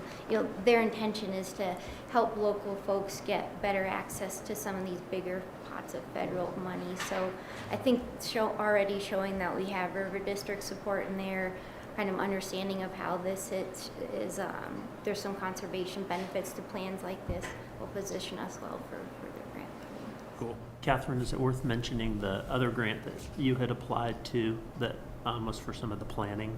Yeah, I did apply. I did just recently find out I wasn't successful there, but I can't win them all. They just, I think they basically said that the way I framed it, we weren't applicable. Which I need to do more research, and now that we have this kind of well documented, I think there's still potential for us to go there. I think we just need to set ourselves up more clearly and make sure we're hitting their goals of what they want to fund more accurately. So, yeah, it's early days. But I think we're in a good spot. Yeah. If Aspen got $1 million, I have to believe that there's a chance we can get some. Sure. Yeah, there's quite a bit of money in the Water Smart program right now, but it's first come, first serve. So the quicker you get in there, the better it is. Yeah. So I know, Todd, you're waiting there patiently to talk about rates and things like that, right? Yeah. Any more questions? If it's time, I don't know if you guys have anything else. Well, Mayor, members of council, it's a pleasure to be here tonight. My name is Todd Cristiano. I'm with Raptelis Financial Consultants. Real quick about us, we're a nationwide firm. We focus just on financial related things for utilities, general government, and that sort of thing. It's really great to be able to work with Western Slope communities like the city of Rifle. We just got done with a study for the city of Aspen on their electric and water utility. We've done work for Breckenridge. So we really enjoy being able to work with the Western Slope communities, such as the town of Basalt. My presentation tonight is really an overview of all the time we've spent developing a financial plan, a roadmap for the town's finances over the next 10 years and setting you up for the following 10 years. Because as we know, it takes a lot of funds and time and staff to maintain a water utility. And I'm going to jump right in. I've got a clicker here. I'm hoping it'll work here. Oh, there we go. My agenda tonight is we're going to talk about what the objectives were, and Adam kind of touched on that a little bit. Give a little bit overview on the financial plan process. We'll look at the projected rates that we're coming up with based on our financial plan results, and some bill impacts, how it's going to impact a typical customer for different levels of water usage. And we have a rate comparison to some peer utilities in the surrounding area in the Western Slope here. And then we can follow up with Q&A. This graph right here just puts some context around what's going on in the water and sewer industry in terms of rate increases. No utility is immune. Everybody's facing significant rate increases. I do a lot of work on the Front Range, and I've presented to 2 or 3 utilities recently with 30 and 40% rate increases for 2 or 3 years in a row. Oh, apologize. 2 to 3 years in a row, and they've been adopted because that's the cost. And so these rates continue to go up. And this graph here shows the annual CPI, which is basically inflation index. And if you know anything about CPI, CPI is an aggregation of all these different costs of goods, everything from chicken breast to diapers and that sort of thing. One of the items in there is water and sewer bills. And so that's what the dotted line shows you, is that the water and sewer bills have trended higher or increased at a much higher rate than the general CPI. And this has been going on for a few years. And the speculation is that a lot of utilities received free federal funding back in the 70s. And a lot of these plants and distribution mains last anywhere from 40 to 50 years. Well, their end of life is coming, that the free ride is over, and it's time to replace those, and utilities hadn't been prepared to do so, so they've had to raise their rates. That's one thing that's bringing it on. Obviously, the recent inflationary pressures that have gone in since COVID happened, that's applying a lot of pressure as well. So just to give some context about how rates are increasing nationwide, and especially in Colorado, both on eastern and western slope. So we have a couple things we need to do with our financial plan. We need to fund our operations. That's the daily activities we need to maintain, operate, and keep the system running. We have to fund our capital projects, the ones that Adam's come up with. And we have to maintain our reserves, or that minimum amount of money we want to keep in the bank account just for reserves for any sort of emergency items or any things that unanticipated cost items that come up. We want to ensure cost recovery, meaning we want to design or develop a financial plan that's going to recover your costs each year. We're going to do that through looking at a financial plan, design our rates, and through also how we accumulate tap fees as part of a financial plan. So let's jump right in. Here are the financial plan components. We have in and out revenues and expenditures. We have our rate revenues. We have some other operating revenues like turn-on, turn-off fees, hydrant revenues, and those sorts of things. We have any sort of loan proceeds to fund projects. We have grants as well that might be used. We've identified a few in the capital program. And we also get money from our tap fees. The tap fees are those one-time charges to new development to kind of plug into the system, if you will. And the expenditures that those revenues are covering include operating expenses, salaries and wages, maintenance, materials and supplies, and those sorts of things. Obviously, we've got to fund our capital projects through rates and through loans and grants. And we have debt service. Any sort of loans we have outstanding, we need to pay the annual debt service. But we have to wrap those expenditures and revenues around a whole umbrella of policies, and 2 of these policies are reserve requirements.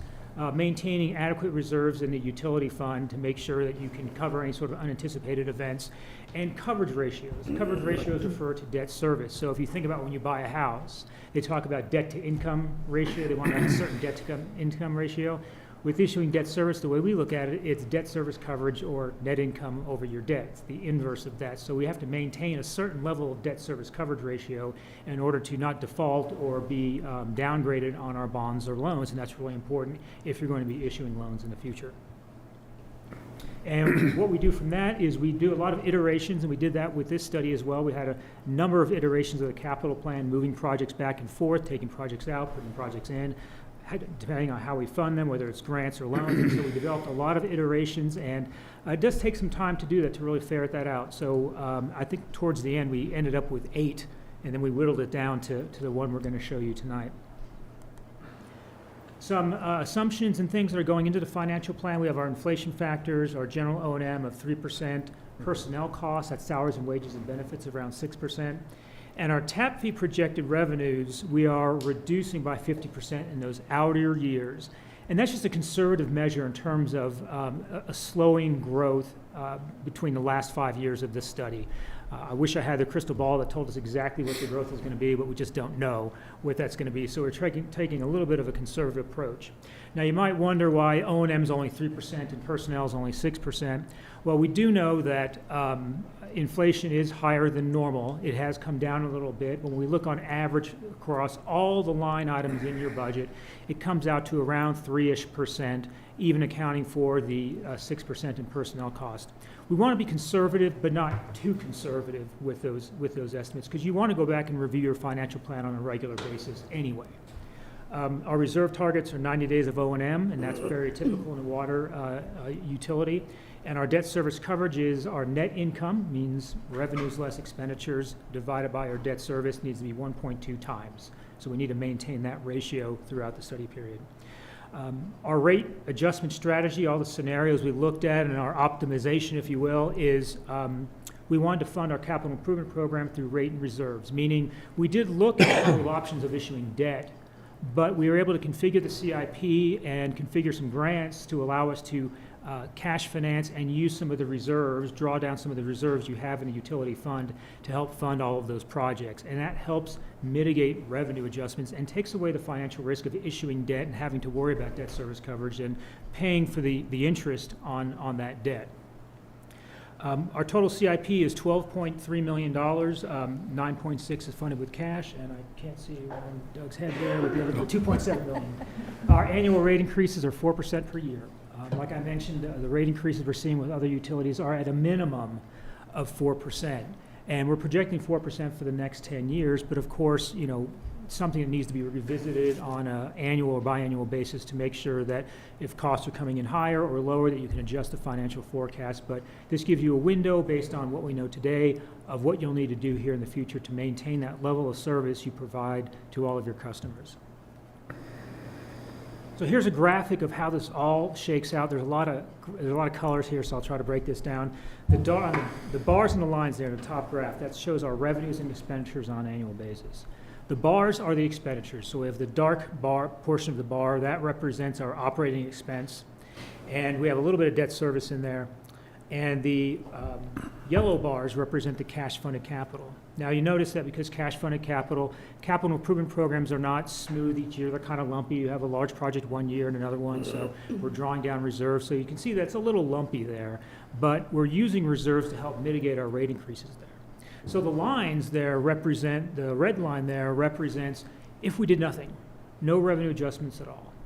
You can see that our expenditures, which are the bars, are far above the line, which means that we're really drawing down reserves and, you know, potentially going negative on reserves.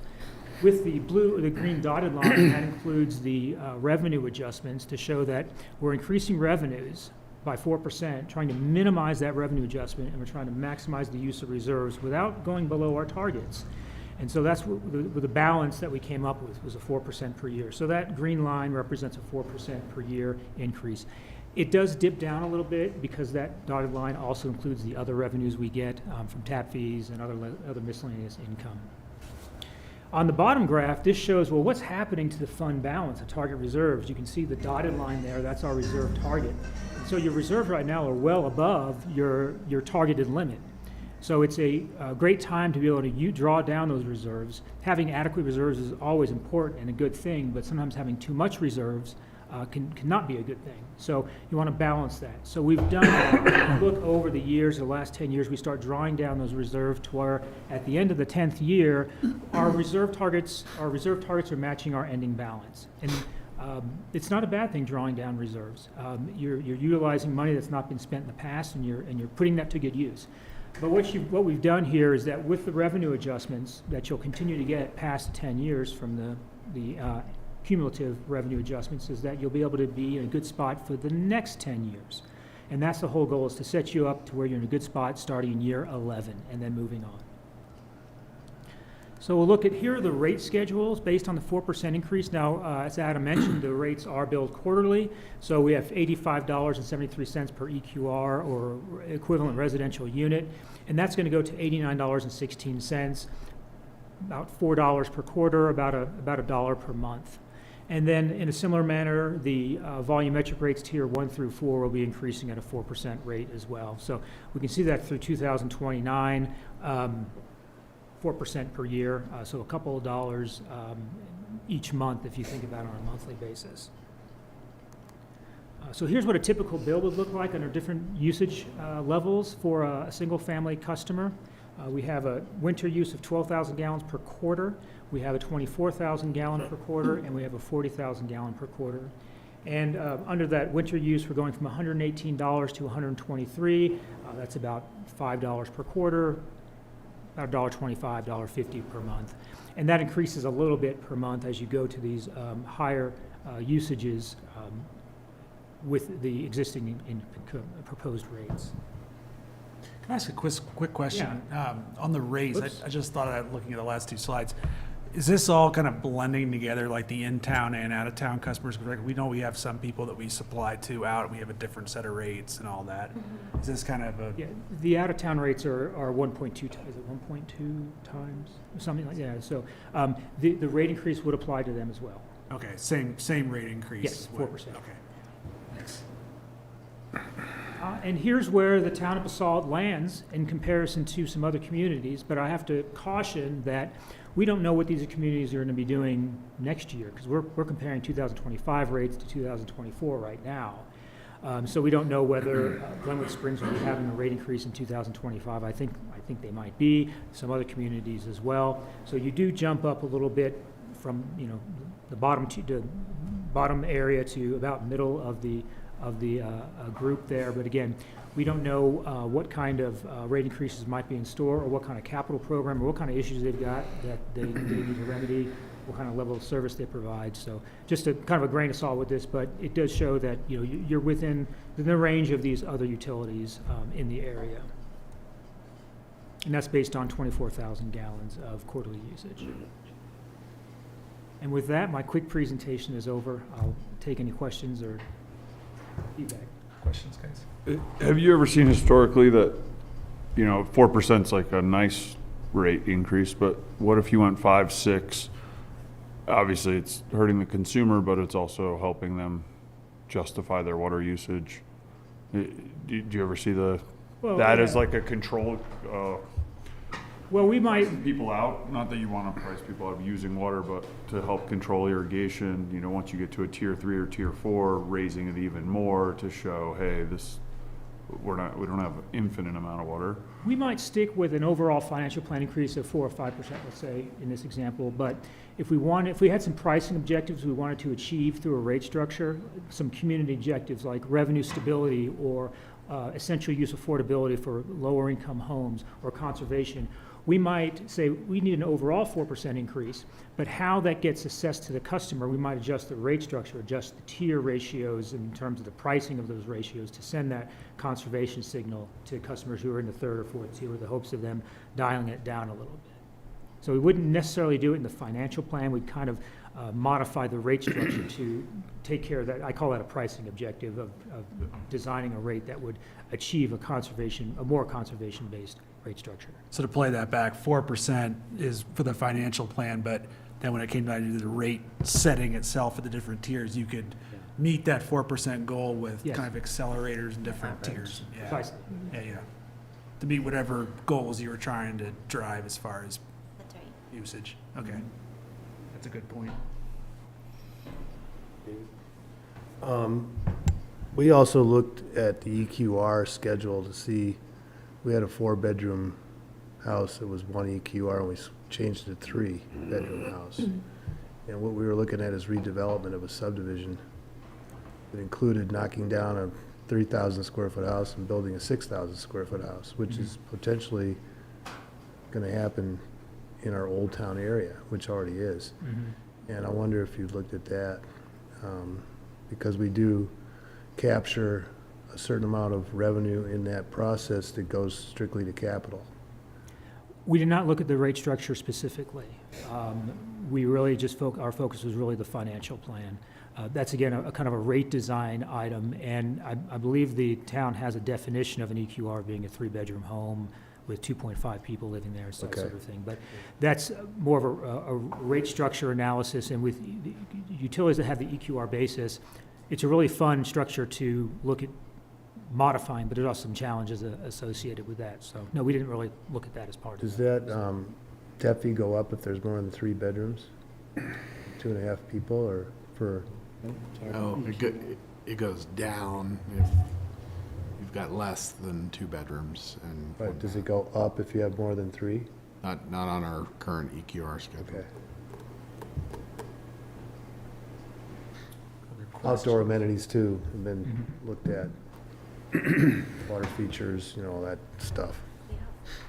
I think if we were at a point where we were able to bill on a quarter or on a monthly basis, it would be easier to try to target some of those uses. Right now with the quarterly billing structure, it's much more difficult to kind of piece that out, so. No, I think it helps with cash flow too, if you could bill monthly. Yeah. I think this is a good plan. I thank you for putting it together. As far as like the rate increase is 4% from that, financial plan seems pretty modest to me. And what I kind of hate to admit it was interesting to kind of read through all the kind of gory details in there as far as capital projects and things like that, and especially cross-referencing that with the field trip we did last year, which is probably do again at some point.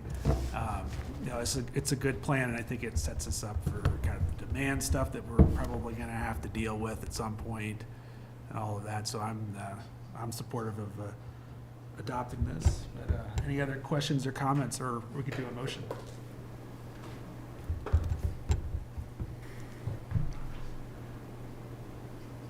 Does this set the rate structure then? Or is this No, just? we'll bring it Yeah, okay. Mayor, I move the town council adopt resolution number 26, series of 2024. Second. So moved and seconded, all those, Maybe I'll, for our new counselors, before we take a vote, explain why we're taking the vote this way. But during COVID, we got virtual remote participation. And with that, we had to adopt a remote participation policy to kind of govern those procedures when we have people either all virtually or partially virtually. And in that policy, it basically says, if you have someone that's participating remotely, when you're approving resolutions and ordinances, you need to do it by a roll call vote. When normally under our charter, there's only limited circumstances when you have to do something by a roll call vote. And so when you see David looking at me, I'm like, wait, roll call or voice vote when someone's remote, that's the why. So with that, Pam, we need a roll call vote. Okay. Let us begin with Dieter Schindler, Yes. Hannah Berman, Yes. Angela Anderson, Yes. Rick Stevens, Yes. Angèle Dupré-Bouchard, Yes. Ryan Slack, Yes. David Knight. yes. Motion carries unanimously. Thank you. Thanks, guys. Thank you. Thank you very much. Good presentation. All right. Next order of business is item 7B, motion to change Allison Lane in Stotts Mill to Lonnie's Way. Consideration of a motion to direct the town manager to rename Allison Lane in the Stotts Mill subdivision to Lonnie's Way. So this is James and Mitch. Yeah, thank you. This is consideration of a motion to direct the town manager to rename Allison Lane in Stotts Mill to Lonnie's Way. Just as a little bit of background, it came to staff's attention that having Allison Lane dead end to vehicular traffic in both the South Side subdivision and the Stotts Mill subdivision was causing issues for delivery drivers and motorists who were relying on GPS systems to be able to navigate to various addresses in both Southside and Stotts Mill. So staff thought it was appropriate to change the name at this time before we had very many houses on Allison Lane. We actually have one building permit, but we don't have any houses yet in Stotts Mill on Allison Lane. So town staff talked to the owners of the property before the development, the Alice Stott's family, and it was suggested that they change the name to Lonnie's Way after Lonnie Stott in the Stotts Mill subdivision.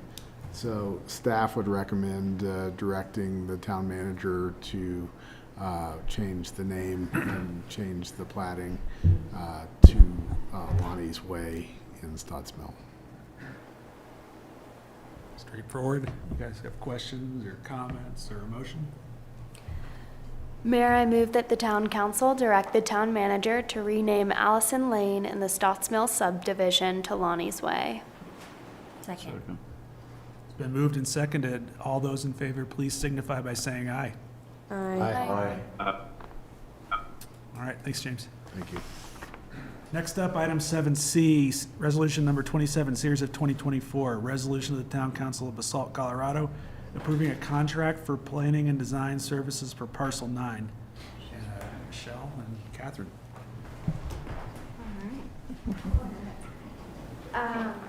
Thank you, Council and Mayor. Tonight, we're bringing to you a contract for design entitlement services for Cypress Meadows Parcel 9, which is pictured on this map. We still haven't found a great name to call this parcel, but it's the rugby field adjacent lot, kind of between those townhomes in Lakeside Court and where some of our public works offices are. As part of the Basalt Forward process in 2021, the town gained voter approval of bond money to fund affordable housing. And this project would be for the design and entitlement services associated with the multifamily affordable housing project in this area. In late 2023, Michelle presented a number of affordable housing projects to you all, and this was one that staff received direction on moving forward with. So in early 2024, the town issued an RFP for design and entitlement services. We were really fortunate to receive 19 proposals, so it took us a little bit to get through all of those. But we did interview our top teams and reviewed the top proposals we received with Bach. The selection committee scored the proposal led by Z Group, and we have Scott here tonight representing Z Group, and they also included Habitat for Humanity as a consultant to their team, and they were scored as a top team. This base proposal that Z Group prepared was for $306,000 or $306,600, and that includes a public outreach, design and entitlement work for that lot. So Michelle and I are here to answer any questions you have, and of course we have Scott with C Group as well. All right. Scott, do you have anything you want to say at this point, or you're welcome? No, just we're excited to be part of this project. It's a very important project for the community, and we're just thankful and excited to be part of the team. I might just add in a little piece here for the new council. One of the things that's important about this project right now and pursuing just the design and entitlements is it lands us in a really competitive spot for state funding. We're going to be looking to leverage our bond monies with either grants, Prop 123 funding, or other sources. So having a shovel-ready project, if you will, is critical to being competitive. So we're not looking to go to construction, obviously, at this stage, but just so you understand what the strategy is here, that's one of the aspects. We're also looking for fun rugby names, like the wing, the left center. Apparently that's the 12th player on a rugby team, so if we end up with 12 units, that might be fun. You didn't want to use hooker? What's that? Sorry. We ruled out some that were not well known. You can't discriminate. Scrum. A lot of lacrosse gets played. The scrum, I like the scrum. Just real quick. Sorry. It would be called the face-off if it was in lacrosse. Here comes my last 2 years. You said 300,000, but 292, but I guess that's including then the other reimbursables? Yeah. To get over that, okay. We, sorry, I'd just add one more little note on that in between. We receive proposals ranging from underqualified, really low proposals from $70,000 all the way up to $600,000, just to give you a range in that 19. And the most competitive, similarly qualified firms were all in this 300 range. And does this come from the affordable housing bond money? And that 300,000 gets us to being shovel-ready. Yes. Close. Congrats, that was exacted from the Lipkin-Warner partnership that did Cypress Meadows, and I don't know when it was, but been sitting on that thing for a long time. I did ask around just to get my own, background check on you guys. I've never worked with Z Group, but a lot of people have, and complimentary, so I'm comfortable. I think one of my qualifiers would be that field is a gem, and any construction impact and all that stuff, we've got to really take it into account, that has to stay open, accessible, et cetera. And it's used by everybody. So that would be my... Yeah, I would just say a lot of the proposing teams did speak to what an amenity that is for affordable housing, to have such a nice public space directly adjacent or nearly directly adjacent that'll really benefit the development of it. Well, it benefits the community right now, so it needs to stay that way throughout the process of building. That'll be interesting. Yeah, and I think things that we'll look at, obviously for cost will be modular, but also for speed of construction. Is that where the Habitat comes in for their structural building down in Rifle? Yeah, we should be online, Habitat should be online by the time this is in construction. What's the timeline for the deliverable for this? Yeah, 12 to 18 months.